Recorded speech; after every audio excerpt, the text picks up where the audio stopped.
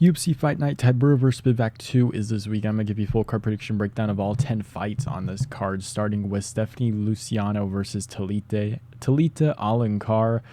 This card is not very great, I'm going to be honest. It's not even good. It's not, I mean, maybe it's okay in the right person's mind, but there is a couple prospects you might be looking forward to on this card if you want to find something on this card that you might want to enjoy. But this card's pretty rough. Luckily, there's only 10 fights, so hopefully it goes by very quickly. But anyways, first fight of the card is Stephanie Luciano, Talita Alencar. I'm going Stephanie Luciano. Luciano's last fight was against Alencar. This is their second fight. They did fight on the Contender Series, and it did end up being a draw, so he decided to sign both of them. Weirdly enough, very interesting.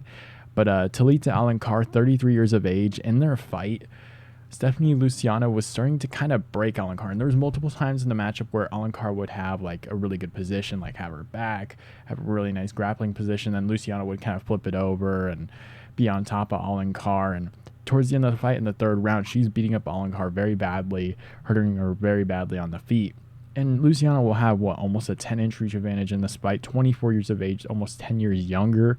And her last fight was 10 months ago against Talita Alencar, so it's not like Talita Alencar, who fought Ryan Amanda, won that one's by a split decision. Like, all she knows is Alencar at this point in the UFC.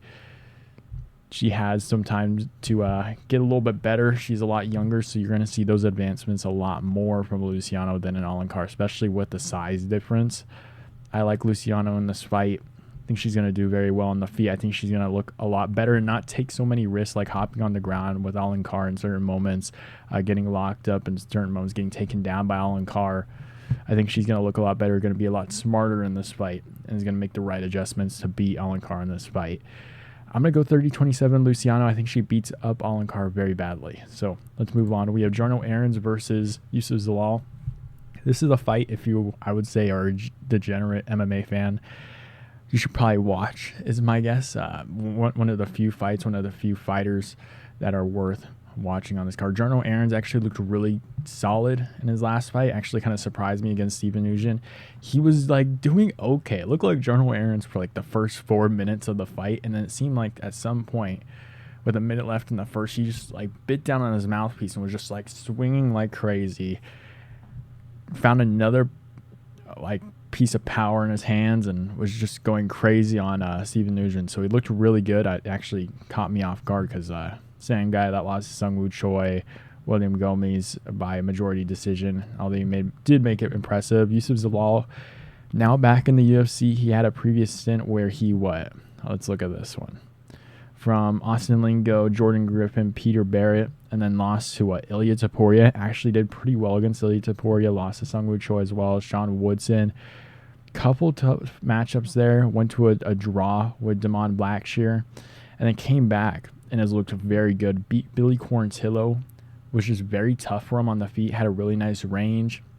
It was just making Quarantillo very frustrated, and I thought he did a really good job at controlling the range. He seems like a bigger dude for the division as well, featherweight. Like he's a very big dude, 27 years of age, almost 28. He's still very young with a 2-inch reach advantage. I think he's going to frustrate Errens in this fight, and he's not going to just kind of stand in the pocket like Steven Nugent was doing in their last fight. I think Zalal is going to circle around.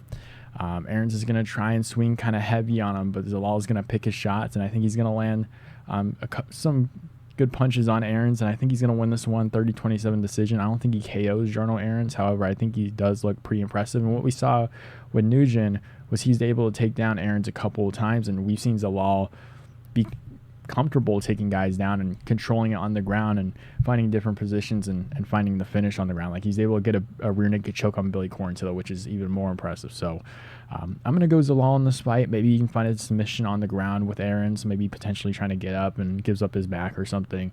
But I can see Zalal kind of going forward, maybe put in a couple trips and trip down Errens and just have like a complete game plan against Jarno Errens, making it very tough for Errens in this fight. So I'm going to go Youssef Zalal. Maybe he gets a finish. I can definitely see it happening, but I think he wins this fight for sure. I'm very confident in him to win this one. But it's a very interesting fight, one to definitely look forward to. Moving on to a fight I am not quite looking forward to, I'm going to be honest. Karl Williams versus Jhonota Diniz. Weirdly enough, you cannot find his fight with Austin Lane. Like, I tried looking it up. I remember watching it, but I kind of wanted to see, like, skill for skill, like, how this fight would actually match up, do some sort of research on the shitty card. But you can't find the entire card, I guess. I tried looking Mateus Nikolay versus Perez, I think was the headliner. I cannot find, was it UFC Vegas 91 anywhere except for, like, YouTube. So I don't know what's going on with that. I tried ESPN Plus. It doesn't even pop up. Like, his last fight doesn't even pop up against Austin Lane. Tried Fight Pass, and if you're familiar with Fight Passes, like, you gotta wait like 7 months or whatever for the fight to actually upload for some fight nights. If it's a pay-per-view, it'll be up in like a couple months, but I don't know what's going on there. But I'm gonna go Karl Williams. He's kind of a tougher guy to fight at the lower end of heavyweight because he does do a good job mixing in takedowns, and I think he's gonna be pretty tough for Jhonota and Diniz. Maybe Diniz can get a finish here. I don't mind it. It is lower level heavyweight, but I think Karl Williams is going to have a more complete game plan here. I think he's going to land some decent punches, mix in the takedowns. I think he's going to look pretty solid here. Beat Justin Toff in his last fight, who does have a lot of power as well. I would say a little bit more technical than Jhonota and Diniz. So I'm going to go Karl Williams in this fight. I can see Diniz winning, though. It is lower level heavyweight, but let's move on. We have Rosa versus Pannie Kianzad. I'm going Karol Rosa. She did look pretty solid against Irene Aldana. I believe this one was actually like, didn't this one win an award or something? Fight in the night or something like that, performance of the night. Let's see. Oh, they didn't actually. I remember this being a scrap though, because I was at this card. But I remember it being a scrap number 23 for best MMA fight of the year, and they're women. Pretty impressive thing to do, I will say. But Karol Rosa brought the scrap to Irene Aldana, who's pretty good on the feet. Karol Rosa is actually a very solid MMA fighter, women's MMA fighter. I'm going to go with her here. I think she used to fight at featherweight. Am I wrong here? Like Landsberg, Norma Cakes, Yana Santos. Yeah, I think she used to fight at 145. Probably had to move down to 135. But, yeah, I'm going to go Karol Rosa. Pannie Kianzad, last fight was 4 months ago. Didn't look too great there. Lost to Macy Chesson by Renee Cacho, Ketlin Vieira. Going Karol Rosa. I don't need to spend that much longer. 30-27 decision. There you go. Charalampos Grigoriou versus, I can never say his name right, Toshiomi Kazama. I'm going Grigoriou in this fight. His last fight was a loss to Chad N. Hellinger, which I think N. Hellinger is like 37, so it was kind of disappointing to see a little bit, especially after you beat Cameron Smotherman on the Contender Series, who's actually a pretty good prospect. I can't remember. He's not on the Contender Series this year. I know he had a fight very recently. I saw it going around on social media, and he's very young, so we'll see him eventually again. I believe this was the same card. I think Hardwick lost to, and El Sawadi ended up doing nothing after that fight as well. So killed two prospects. So Grigoriou has good power in his hands, and Kazama's not good at all. So I'm going to go Grigoriou by a finish here by KO. It's pretty set forward there. Maybe Kazama can take him down or something, fluke it a little bit. I don't know. I'm going to go Grigoriou. Grigoriou, I don't know how to say his name. I think he's going to get the KO. Really nice power in his hands. Really big difference maker here. Kazama really just, he doesn't seem threatening really in any way here. So I'm going Grigoriou. Up to card, we have Yana Santos versus Chelsea Chandler. Oh, Lord. Yana Santos is on a 3-fight losing skid. Chelsea Chandler, of course, she ran away from Norma Dumais, I think in like the first or second round or whatever it was. But she did beat Josiane Nunes, who's very small, has a lot of power in her hands. Probably more threatening than Yana Santos at this point in her career. So I'm going to go Chelsea Chandler. Won this one by boring decision. Why is this on the main card? Hopefully one of them misses weight to make this card a little bit easier to watch. Let's move on. Chelsea Chandler, 29-28 decision, maybe split decision. Of the card, we have Chris Gutierrez versus Quang Lee. Quang Lee, I believe, is taking this fight on short notice. Chris Gutierrez, though, I will say, although he did look pretty, I don't want to say pathetic, but it was very annoying to watch him against Song Yadong, because they had like this whole promotional package, like Chris Gutierrez saying like, this is like my last chance, like having this big giant backstory, a bunch of sad stuff. And he's like, I have to win this. I'm going to put it all on the line. And then just goes out there and just lays a nothing burger. Just looks really bad against Song Yadong, who I thought Song Yadong looked kind of bad in that fight as well. So, but Chris Gutierrez in general, very tough matchup to fight against. And Quang Lee, who's a lot smaller, I think is on the smaller level of bantamweight. I will say a little bit more stockier and does have some nice power. However, I think it's going to be really hard to get into the range of Chris Gutierrez with the kicks. I think he's going to kick on the outside and just make it very tough. Maybe Quang Lee can find the chin of Chris Gutierrez and knock him out. But I do think Gutierrez can kind of teep to the body, kick at the legs, kind of circle around, just make it very tough for Quang Lee. And when Quang Lee wants to come in and get into range a little bit more, he's going to land a couple straight shots down the middle and then circle around, just be very tough, be very annoying fighter to fight, especially on short notice. I'm going Chris Gutierrez. I think this one is on short notice, right? Am I wrong here? Let me see. Yeah. Because Chris Gutierrez was supposed to fight Basharat, and Basharat withdrew. So, especially on short notice, very tough matchup. Chris Gutierrez is still kind of a veteran. He's right outside the top 15, I believe. I'm going Chris Gutierrez, 30-27 decision, maybe 29-28. Maybe Quang Lee lands a couple good punches at some point in this fight and takes a round. Let's move on. We have Danny Barlow versus Nikolay. Oh, Lord. Veretennikov.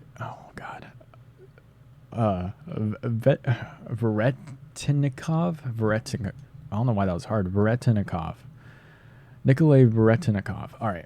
Danny Barlow is actually a pretty good prospect. I'm kind of looking forward to this one if it wasn't wrapped around a Chris Gutierrez fight and like whatever that woman's, Yana Santos and Chelsea Chandler. I'm going to fall asleep before I get to this fight. I'm going to be honest. So, Danny Barlow, very good prospect. And Nikolay Veretennikov definitely has some decent highlights on his record. 34 years of age, so he is older and is taking this fight on short notice. Danny Barlow is a very big welterweight, and he's actually a very interesting prospect in my opinion. Like, his name is Left Hand to God.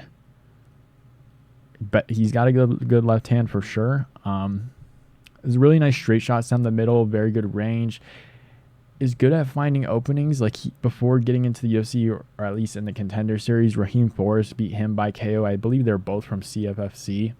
So it was just a CFFC fight on the Contender Series, and Raheem Forrest was actually a pretty big prospect from them. And finished him in the first round there. Pretty impressive. Beat Josh Quinlan. Josh Quinlan's not very good, but he was still able to find the finish over Josh Quinlan in the third round and beat him up pretty badly. I think he can chew up the legs of Nikolay, and I think he can find some straight shots down the middle. I think Nikolay might be a little bit open there. Maybe he can get the finish over Nikolay in this fight. I wouldn't mind it at all. He's a minus 280 favorite. We'll have a 5-inch reach advantage as well. 6'2", very big dude. Had a full camp for this fight. I think he can get it done against Nikolay. I can see this one potentially going to a decision, just maybe Danny Barlow just not finding that big shot to land on Veretennikov. But I can definitely see him getting a finish. So maybe a late round finish for Barlow, just maybe scrapping it out early on, and then him just finding his way back in into the second round and getting a finish in the third round. I can definitely see it happening right down the middle. So I'm going Danny Barlow finish, maybe late second, early third round. I can also see this one going to a decision. So let's move on. We have Chepe Mariscal versus Damon Jackson. I'm going Chepe Mariscal. Damon Jackson, I guess since he got the hairline, has looked pretty good.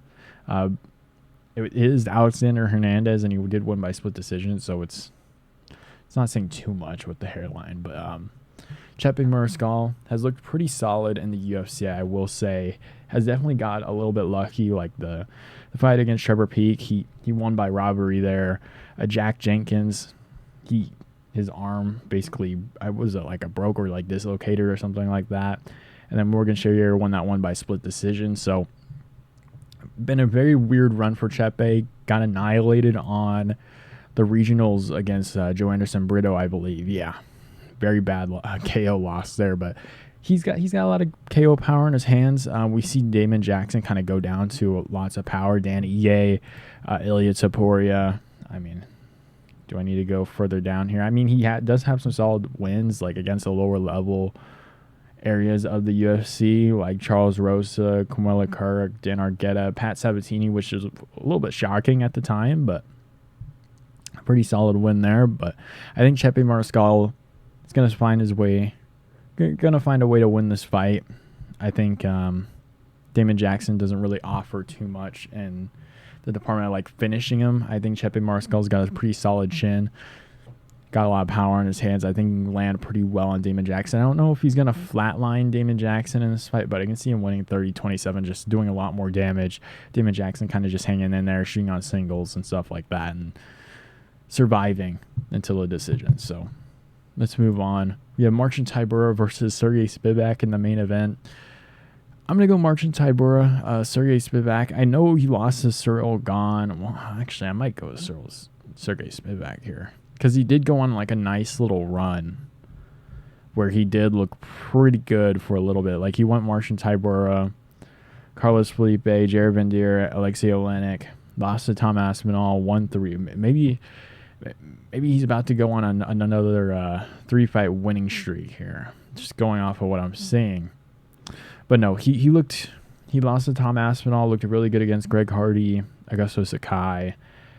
Ragdoll Derek Lewis, who's on the bigger side. Same thing with Augusto Sakai. Like he was ragdolling him quite a bit. But we have seen Marcin Tybura recently have really good takedown defense. He did good against Romanov, Ivanov as well. This is a 50-50 fight. Oh boy. Should I just go with Sergey Spivac? He's, 10 years younger? We've seen him kind of, although he doesn't really have anything on the feet, we've seen him kind of manhandle guys who are pretty big. And weirdly enough, he doesn't look 256, but he's able to like pick up and slam the heavier dudes in the division. So, why is this a main event?